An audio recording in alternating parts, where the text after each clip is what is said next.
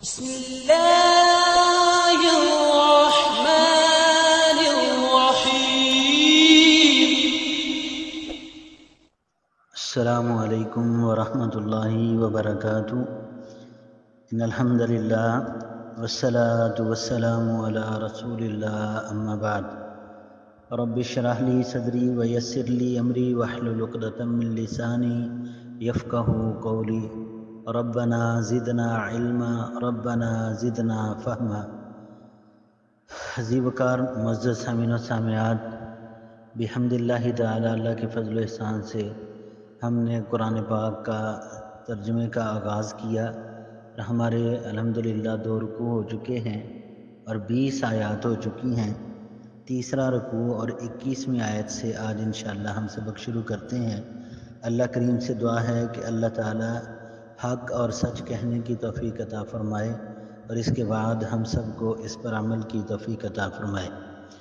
رب کائنات نے اپنی پاک کتاب کا تیسرا رکوع جو ہے اس کا آغاز فرمایا ہے سورۃ البقرہ کے تیسرے رکوع کا. یا ایھا الناس، بڑا پیارا جملہ ہے. اللہ تعالیٰ اپنے بندوں کو بڑی محبت سے بلاتے ہیں. یا ایھا الناس، اے لوگو، اعبدوا، تم عبادت کرو، ربکم، اپنے رب کی، الذی، وہ ذات، خلقکم، جس نے تمہیں پیدا کیا، والذین، اور ان لوگوں کو، من قبلکم، جو تم سے پہلے گزر چکے ہیں، تو لعلکم تتقون، تاکہ تم متقی اور پرہیزگار بن جاؤ. یہاں پر اللہ تبارک و تعالیٰ نے عبادت کا ایک مقصد جو ہے وہ بیان فرمایا ہے کہ اے لوگو، تم اللہ کی عبادت کرو. اللہ کون ہے؟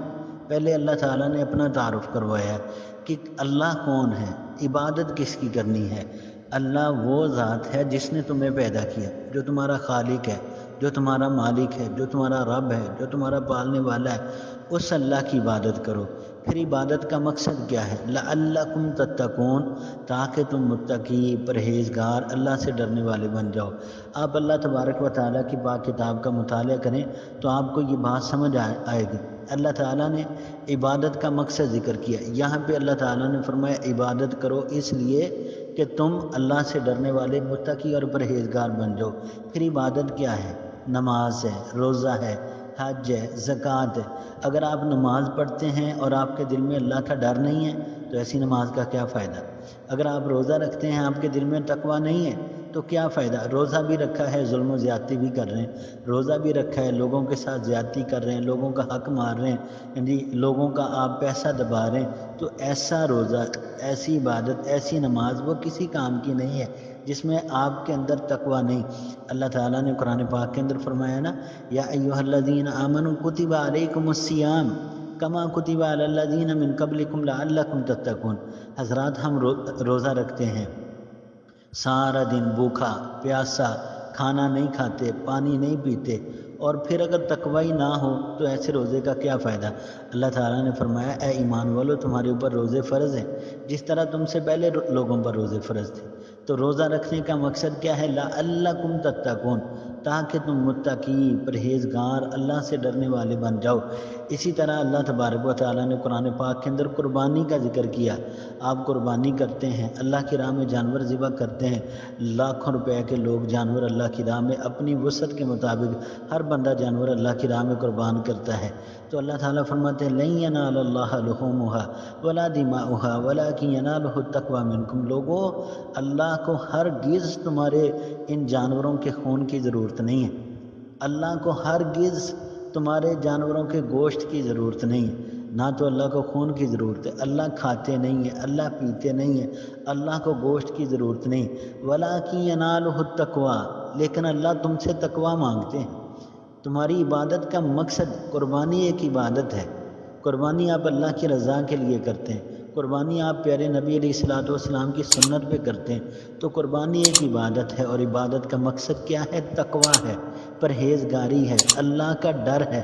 اگر اللہ کا ڈر تمہارے دل کے اندر نہیں ہے تو سمجھ لیجیے کہ ہماری عبادت کسی کام کی نہیں. جب آپ کے اندر اللہ کا خوف پیدا ہو جائے گا، اللہ کا ڈر پیدا ہو جائے گا، پھر یاد رکھیے کہ ڈرنے والے بندے کے لیے اللہ نے بڑے بڑے انعام رکھے ہیں.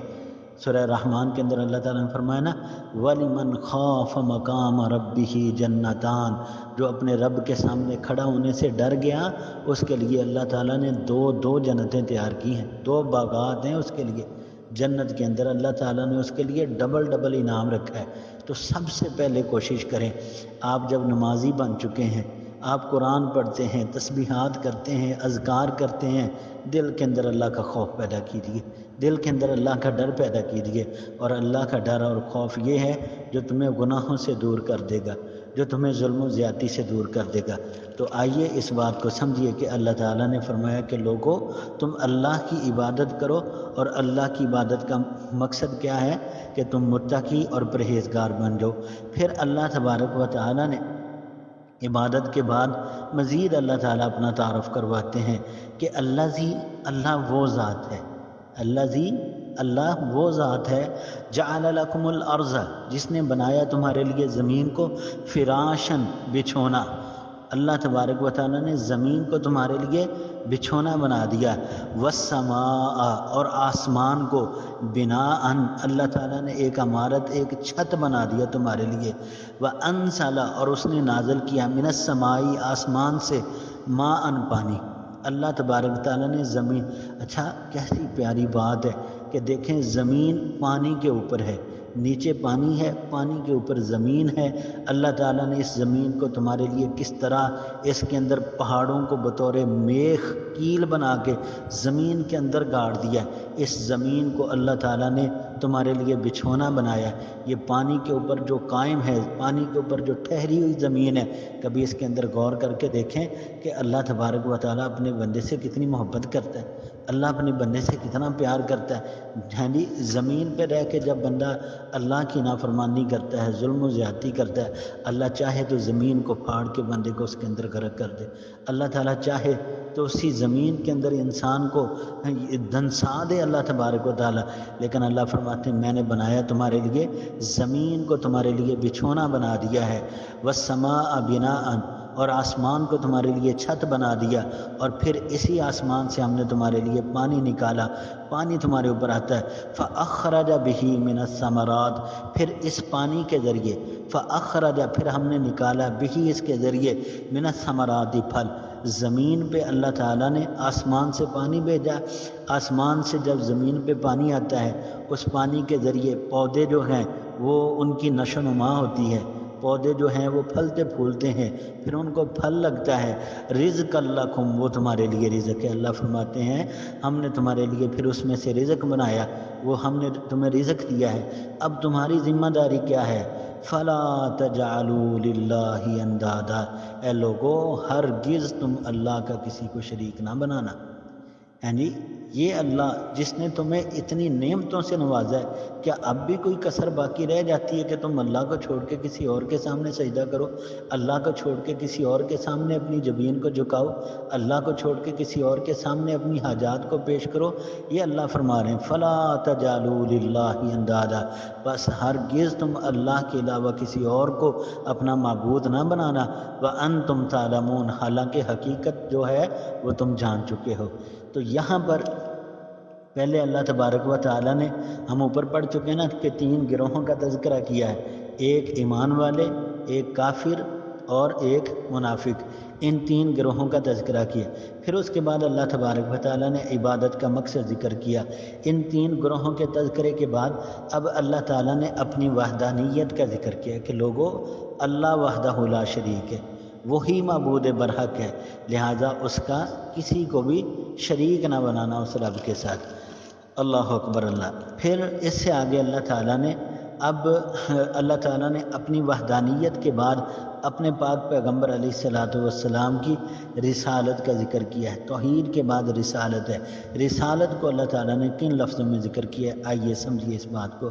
اللہ فرما رہے ہیں وَإِن كُنتُمْ، اور اگر ہو تم، فی ریب، شک میں، مما، اس چیز کے بارے میں، نزلنا، جو ہم نے نازل کی، علی عبدنا، اپنے بندے پر۔ اب یہ اللہ تبارک و تعالیٰ نے جناب رسول اللہ صلی اللہ علیہ وسلم کی رسالت کا تذکرہ کیا ہے کہ لوگوں اگر تم اس چیز کے بارے میں شک کرتے ہو جو ہم نے اپنے بندے پہ نازل کی، یعنی رسول اللہ صلی اللہ علیہ وسلم پر جو کتاب جو قرآن پاک ہم نے نازل کیا ہے، اگر اس کے بارے میں تم شک کرتے ہو۔ اصل بات یہ تھی کہ رسول اللہ صلی اللہ علیہ وسلم جب لوگوں کو دعوت حق دیتے، لوگوں کو قرآن کی طرف بلاتے، لوگوں کو حق بات کی طرف بلاتے، تو کافر لوگ تھے ہی ایسے کہ کافر کو کافر کہا ہی اس لیے جاتا ہے کہ وہ انکار کرنے والا ہے، تو کفار آگے سے اس بات کا انکار کرتے، نبی پاک صلی اللہ علیہ وسلم کے بارے میں کہتے ہیں معاذ اللہ یہ کتاب کو اپنی طرف سے بنا لیتے ہیں، یہ اپنی طرف سے باتیں گھڑ گھڑ کے لوگوں کو سناتے ہیں۔ اب اللہ تعالیٰ نے اپنے پاک پیغمبر کی بات کو مضبوط کرتے ہوئے لوگوں کو کھلا چیلنج کیا اللہ تعالیٰ نے۔ اللہ کیا فرماتے ہیں کہ اگر تم اس بارے میں شک کرتے ہو نا کہ جو کتاب ہم نے اپنے پاک پیغمبر کو دی ہے، تو پھر آؤ فَأْتُوا بِسُورَةٍ مِّن مِّثْلِهِ، تو لے آؤ کوئی ایک صورت اس جیسی۔ اللہ اکبر، اللہ کتنا بڑا چیلنج اللہ نے کیا۔ وَادْعُوا شُهَدَاءَكُمْ، اور پھر تم بلا لو اپنے ساتھیوں کو، اپنے جو معاون ہیں، اپنے گواہ جو ہیں ان کو بلا لو، من دون اللہ، اللہ کے علاوہ، ان کنتم صادقین، اگر تم سچے ہو۔ تو اللہ تعالیٰ فرما رہے ہیں اللہ کے علاوہ جس کو چاہو تم بلا لو، اور اس کتاب جیسی صرف ایک صورت، اس کتاب کے اندر اللہ تعالیٰ نے 114 صورتیں نازل کی ہیں قرآن پاک میں، اس کتاب کے اندر اللہ تعالیٰ نے 540 رکوع نازل فرمائے۔ آئیے اللہ فرماتے ہیں کہ اگر تم ہمارے پاک پیغمبر کی رسالت پہ شک کرتے ہو، اگر ان کی کتاب پہ شک کرتے ہو، تو فاتو بسورۃ من مثلی، ایک صورت تو اس جیسی لا کے دکھاؤ اگر تم سچے ہو۔ پھر آگے اللہ تعالیٰ نے کیا فرمایا؟ اللہ تعالیٰ نے قرآن کی جو صداقت کی دلیل ہے، اور اللہ تبارک تعالیٰ نے عرب و عجم کو اس کا چیلنج کیا کہ آؤ، اللہ فرماتے ہیں کہ اس جیسی کوئی کتاب لا کر تو دکھاؤ۔ پھر آگے اللہ کیا فرماتے ہیں؟ فَإِن لَّمْ تَفْعَلُوا، پھر اگر تم ایسا نہ کر سکو۔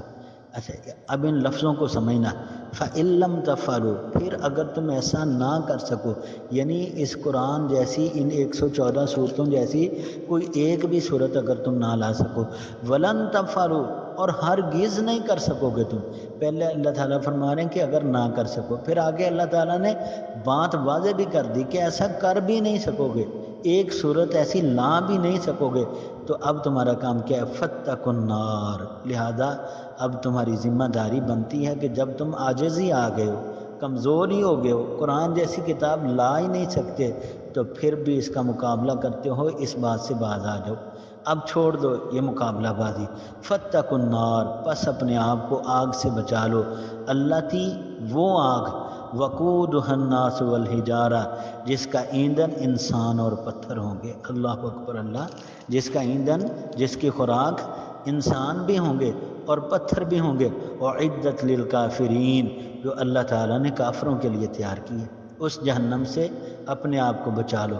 تو یہ پتھر کون سے ہیں؟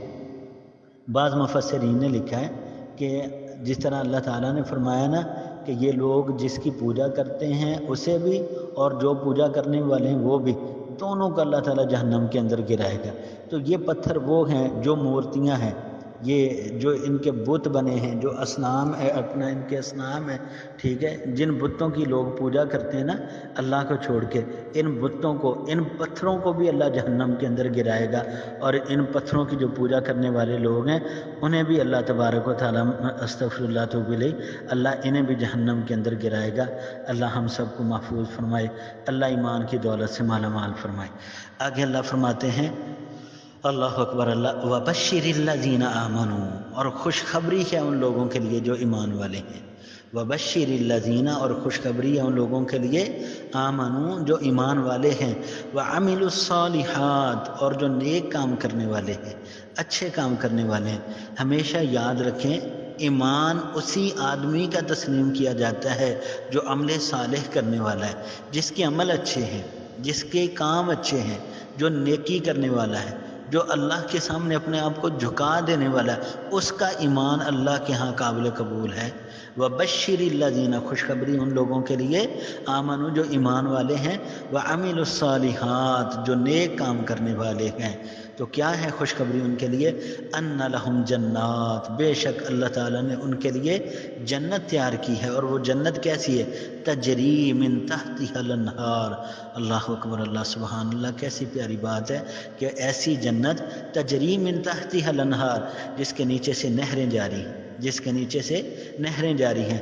کلما رزقوا منها من ثمرۃ رزقا، اللہ فرما رہے ہیں اور جب کبھی اہل جنت کو جب انہیں باغات میں سے کوئی پھل کھانے کو دیا جائے تو اللہ تعالیٰ کیا فرماتے ہیں؟ جب انہیں کوئی پھل دیا جائے قالوا ھذا الذی رزقنا من قبل، تو وہ لوگ اس کی ظاہری صورتحال دیکھ کے جب وہ پھل ان کے سامنے پیش کیے جائیں گے نا، یعنی انشاءاللہ جنت کے اندر ہر قسم کے پھل موجود ہوں گے، اور اللہ سے دعا ہے اللہ ہم سب کو وہ عطا بھی کرے انشاءاللہ، تو جب وہ پھل انہیں دیے جائیں گے ان کی ظاہری صورتحال دیکھ کے کہیں گے یہ تو وہی پھل ہیں جو ہمیں پہلے دیا گیا، یعنی دنیا میں دیا گیا۔ قالو کہیں گے ھذا الذی، یہ وہی ہے رزقنا جو ہمیں دیا گیا من قبل، اس سے پہلے۔ حالانکہ اللہ کیا فرماتے ہیں وَأُتُوا بِهِ مُتَشَابِهًا، وہ ملتے جلتے پھل دیے گئے ہوں گے، یعنی جس طرح کے دنیا کے اندر پھل دیکھے ہوں گے ان کی ظاہری شکل تو انہی جیسی ہوگی، ملتے جلتے ہوں گے، لیکن ان کا ذائقہ، ان کا ٹیسٹ جو ہے وہ انشاءاللہ بڑا ہی باکمال ہوگا، وہ بڑا ہی اعلیٰ ہوگا، وہ دنیا والے پھلوں سے کہیں زیادہ بہتر اور وہ کہیں زیادہ اچھا، خوش ذائقہ اور خوش نما ہوگا۔ یہ اللہ تبارک و تعالیٰ نے اہل جنت کے لیے جو پھل رکھے ہیں۔ وَلَهُمْ فِيهَا، اور اللہ فرماتے ہیں ان کے لیے، فیہا اس جنت میں، یعنی اہل ایمان کے لیے جنت میں ازواج مطہرہ، پاکیزہ بیویاں ہوں گی، پاکیزہ ازواج بھی ہوں گے ان کے لیے، وَهُمْ فِيهَا خَالِدُونَ، اور وہ اس جنت میں ہمیشہ ہمیشہ رہیں گے۔ اللہم اجعلنا منہم، اللہ ہم سب کو جنت کے اندر جگہ عطا فرمائے۔ تو پاکیزہ بیویاں، وَلَهُمْ فِيهَا أَزْوَاجٌ مُطَہَّرَةٌ، ان کے لیے پاکیزہ بیویاں ہوں گی۔ تو پاکیزہ بیویوں سے مراد کیا ہے؟ یعنی ماشاءاللہ ہر مسلمان، جس طرح پیارے نبی علیہ السلام کا فرمان ہے کہ مومن جو ہے یہ ناپاک نہیں ہوتا، یہ نجس نہیں ہوتا، مومن پاک ہی ہوتا ہے، لیکن ازواج مطہرہ اس کا معنی کیا ہے؟ دنیا کے اندر اللہ تبارک و تعالیٰ کی تخلیق اور نظام ایسا ہے، اللہ کی قدرت نے جیسے چاہا کہ عورت جو ہے یہ طبعی طور پر مہینے کے بعد کچھ دنوں کے لیے اس کے جو ایام مخصوصہ ہوتے ہیں ان کے اندر اس کی کیفیت حالت نجاسی والی ہوتی ہے، اور پھر اسی طرح بچے کی پیدائش کے بعد جو ایام مخصوصہ جو نفاس کے ایام ہیں ان کے اندر بھی عورت جو ہے وہ حالت نجاست میں ہوتی ہے۔ تو یہ صورتحال جو ہے یہ جنت میں نہیں ہوگی۔ جنت کے اندر ماہواری والا سلسلہ بھی ختم ہو جائے گا، نفاس والا سلسلہ بھی ختم ہو جائے گا، ازواج مطہرہ، مکمل طور پر پاکیزگی ہوگی جنت کے اندر، اور پھر یہ ہمیشہ ہمیشہ کے لیے جنت کے اندر چلے جائیں گے۔ اللہ اکبر اللہ۔ جب اللہ تبارک و تعالیٰ نے، دیکھیں اللہ تعالیٰ نے اپنی عبادت کا مقصد ذکر کیا، اللہ تعالیٰ نے 3 گروہوں کے بعد اپنی وحدانیت کا ذکر کیا، اللہ تعالیٰ نے توحید کے بعد پھر پیغمبر علیہ السلام کی رسالت کا ذکر کیا، اللہ تبارک و تعالیٰ نے قرآن پاک کی صداقت اور اس کی دلیل جو ہے وہ نازل کی، پھر اللہ تعالیٰ نے ایمان کے ساتھ عمل صالح کا ذکر کیا۔ یہ ساری چیزیں ذکر کرنے کے بعد نا اب کفار کو کوئی یعنی کہ سوال نظر نہ آئے کہ اب کیا کریں۔ اب کفار نا اللہ تبارک و تعالیٰ کی کتاب پہ نا ایک اور اعتراض لگانے لگے۔ وہ اعتراض کیا تھا کہ اللہ تعالیٰ اپنے بندوں کو سمجھانے کے لیے چھوٹی سے چھوٹی چیز کی بھی مثال پیش کرتے ہیں۔ یہ اللہ تعالیٰ کی کمال قدرت ہے، جیسے اللہ تعالیٰ چاہتے ہیں۔ اللہ تعالیٰ نے قرآن پاک کے اندر مچھر تک کی مثال دی ہے۔ اب کافر اس بات پہ اعتراض کرتے ہیں۔ آئیے ذرا سورۃ البقرہ کی یہ 26ویں آیت ہے۔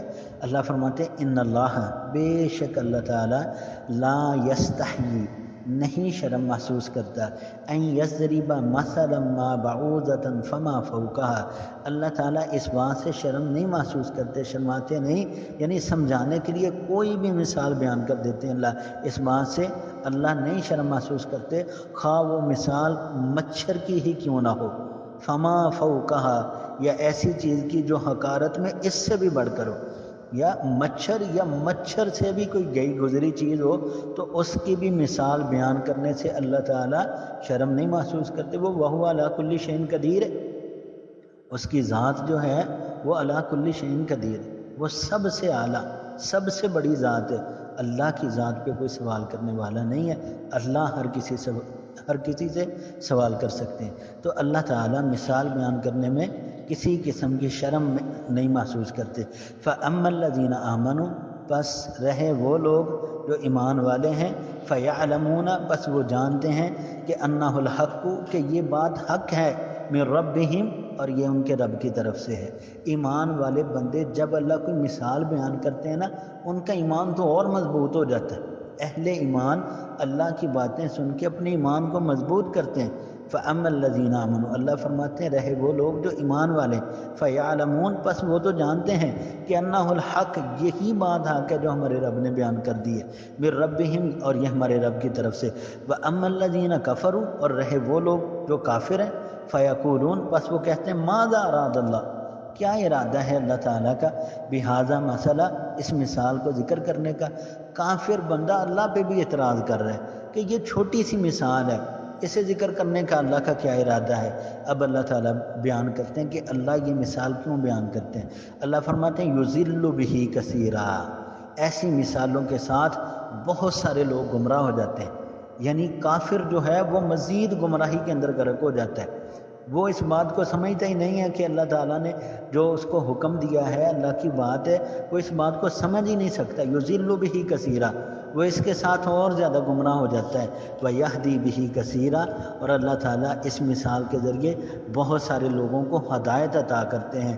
ایمان والا بندہ جو ہے وہ ہدایت کے اندر اور زیادہ پختہ ہو جاتا ہے کہ یہ میرے رب کی بات ہے۔ وَمَا يُضِلُّ بِهِ إِلَّا الْفَاسِقِينَ، اور یاد رکھیں اللہ فرماتے ہیں اللہ نہیں گمراہ کرتا ماں سوائے فاسق لوگوں کے۔ فاسق بندہ ہی گمراہ ہوتا ہے، جو گناہ گار ہوتا ہے، جو رب کا نافرمان ہوتا ہے نا، وہی بندہ گمراہی کے اندر جاتا ہے، وہی بندہ اللہ تبارک و تعالیٰ کی باتوں کا انکار کر کے گمراہ ہوتا ہے۔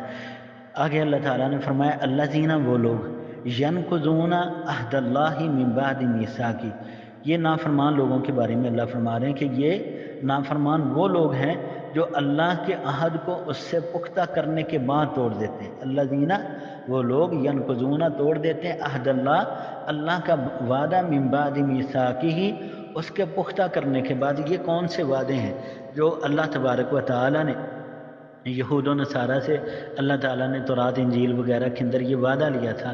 اللہ تعالیٰ نے پہلی کتابوں کے اندر رسول اللہ صلی اللہ علیہ وسلم کا یہ ذکر فرمایا کہ جب ہمارے پاک پیغمبر علیہ الصلوۃ والسلام اس دنیا میں آ جائیں گے، جو نبی ہوگا وہ نبی اپنی نبوت چھوڑ کے پیغمبر کا تابع دار ہو جائے گا، جو امت اس وقت موجود ہوگی وہ امت اپنی یعنی کہ اپنی پہلی کتاب جو ہے اسے چھوڑ کے رسول اللہ صلی اللہ علیہ وسلم کے تابع ہو جائے گی۔ یہ اللہ نے وعدہ لیا تھا اور پختہ وعدہ تھا، لیکن ان لوگوں نے وہ وعدہ توڑ دیا۔ یہ جو یہودی ہیں، عیسائی ہیں، انہوں نے وہ وعدے توڑ دیے۔ وَيَقْطَعُونَ مَا أَمَرَ اللَّهُ بِهِ أَن يُوصَلَ، اور جس چیز کو اللہ نے ملانے کا حکم دیا ہے وہ اس چیز کو کاٹ دیتے ہیں۔ یعنی اللہ تبارک و تعالیٰ نے صلہ رحمی کا حکم دیا ہے، وہ صلہ رحمی کو توڑ دیتے ہیں۔ اللہ تعالیٰ نے کتاب اللہ کے ساتھ جڑنے کا حکم دیا، وہ اس چیز کو توڑ دیتے ہیں۔ وَيَقْطَعُونَ، اور وہ کاٹ دیتے ہیں، ماں اس چیز کو، امر اللہ، کہ اللہ نے حکم دیا، بھی اس کے ساتھ، أَن يُوصَلَ، یہ کہ اس کو جوڑا جائے، اس کو ملایا جائے۔ وَيُفْسِدُونَ فِي الْأَرْضِ، اور یہی لوگ ہیں جو زمین کے اندر فسادیے ہیں، اور یہ زمین کے اندر فساد کرنے والے ہیں۔ اولئک هم الخاسرون، اور یہی وہ لوگ ہیں جو نقصان اٹھانے والے، جو خسارہ پانے والے لوگ، یہ ہمیشہ اپنے آپ کو گمراہی کے اندر ڈالنے والے۔ اچھا آگے اللہ تعالیٰ نے جو بات ذکر کی ہے نا، ہر بات ہی قابل غور ہے۔ اب اس جملے کو ذرا سمجھیے، کیف تکفرون باللہ، اللہ سوال کرتے ہیں، اللہ کا انداز دیکھیے، بندے کے ساتھ محبت دیکھیے اللہ کی۔ کیف تکفرون باللہ، اللہ فرماتے ہو بندے کیا ہو گیا تجھے، کیف تکفرون، کیسے تو کفر کر جاتا ہے باللہ، اللہ کا، کیف تکفرون باللہ، تو اللہ کا کفر کر کیسے جاتا ہے بندے۔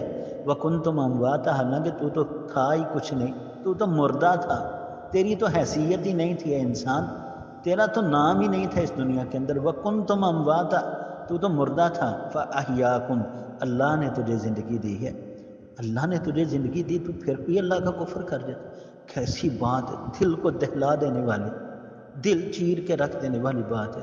اے انسان، تجھے اللہ نے پیدا کیا، تجھے اللہ نے زندگی دی، کیف تکفرون باللہ، کیا دل پھٹ نہیں جاتا کہ تو اللہ کا کفر کر رہا ہے، اللہ کا انکار کر رہا ہے، اللہ کی نافرمانی کر رہا ہے۔ کیف تکفرون، میں اکثر یہ جملہ بار بار پڑھتا ہوں کہ لوگوں اس بات کو سمجھو کہ تم اللہ کا کفر کر کیسے جاتے ہو۔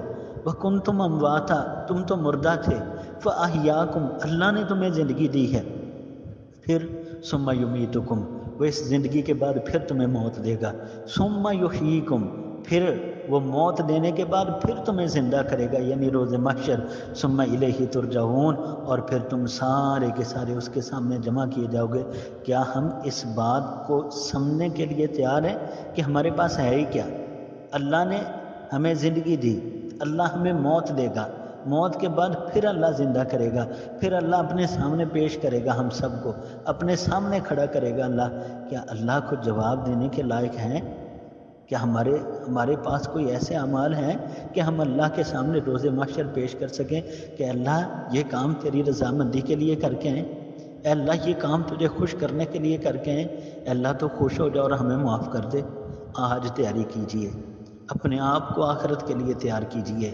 حاسبو قبل ان تحاسبو، لوگوں اپنا محاسبہ کرو قبل اس سے کہ تمہارا حساب لیا جائے۔